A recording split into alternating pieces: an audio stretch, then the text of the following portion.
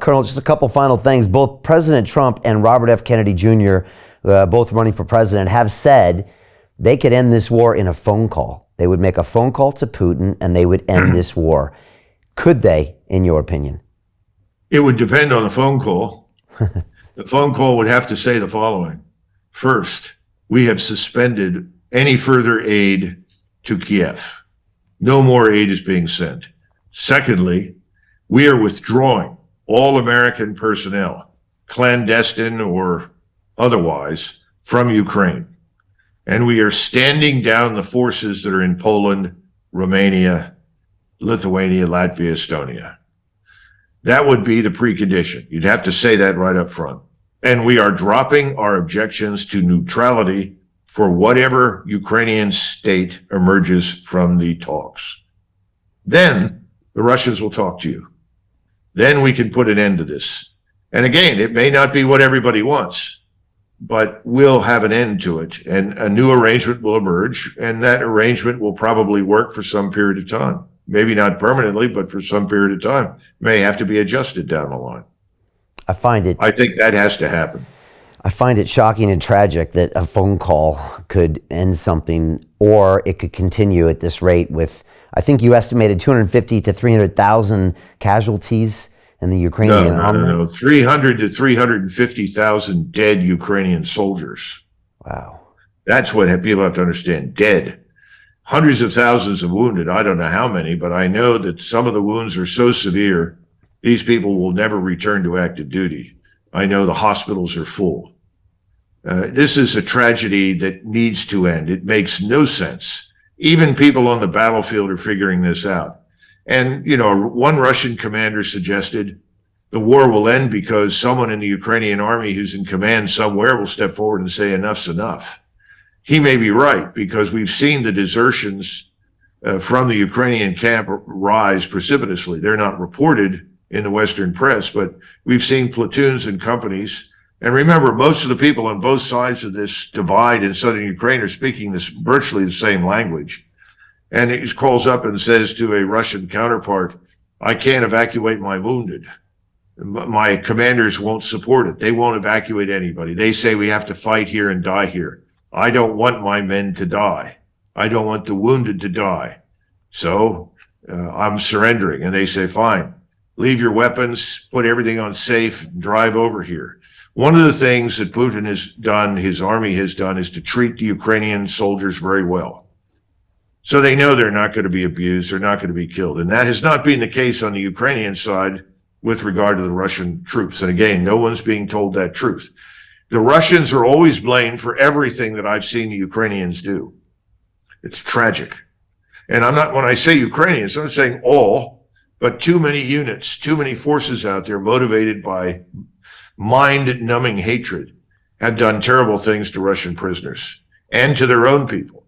You know, these press gangs are now running around in Western Ukraine all the way to the Carpathians trying to scoop up manpower and force it to the front. They're having a tough time. People are throwing things at them. They won't help them. They won't support them. This war inside Ukraine has become a catastrophe. I don't think Zelensky really has the support that we impute to him. I don't think he has the legitimacy anymore either. And there are lots of things that keep coming out of radio transmissions and postings on Telegram and other things to suggest that there are many Ukrainians who would like to remove him. So why doesn't the West recognize the bloodletting should stop? Because no one wants to stand up and say, you know, we were wrong. We were wrong. We made a mistake. The assumptions were wrong. We admit that. This has to end. No one will do that, at least not yet. Certainly not in Washington. So Jim Rickards has just recorded a video that's not available to anyone in the public, and he's going to be talking about how this upcoming recession is going to be fast, it's going to be bloody, it's going to be nasty. But at the same time, he's going to show you how you can position yourself to profit from all of this chaos. Now, we've made this video only available to our viewers. Go to londonreal.tv/Jim. Watch that immediately. I can't say enough good things about Jim Rickards. He understands the global economic system better than any guest I've ever had on London Real. His predictions are almost uncannily true. and you can learn how to profit from his vision, from his expertise, and his understanding of economics. So go to londonreal.tv/Jim or click the link below. It's an excellent, excellent look on what's going to happen in the future and how you can position yourself to profit from that.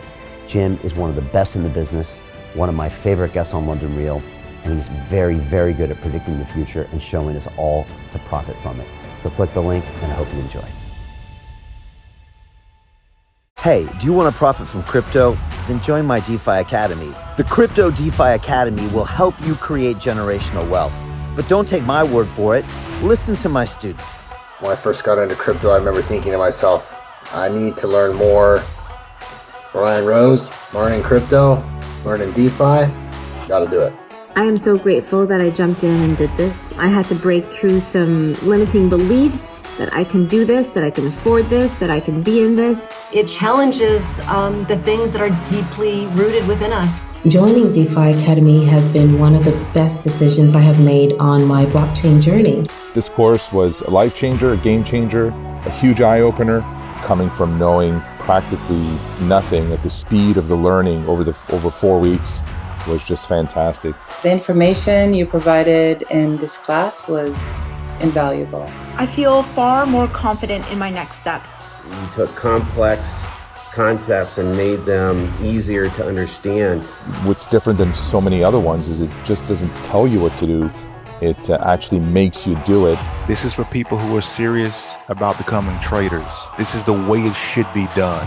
I realized from this learning experience again that it is not about what you learn, but about who you learn it from.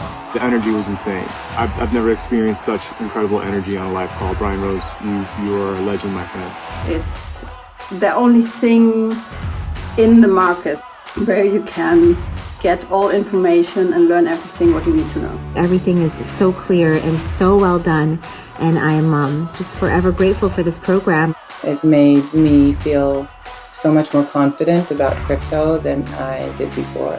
I did not anticipate how passionate I was going to become about it. It's also been like a big learning experience for me, not just in the crypto space, but just an overall balance of life. What I've learned is, how to take ownership, of my life in a way that I really hadn't before.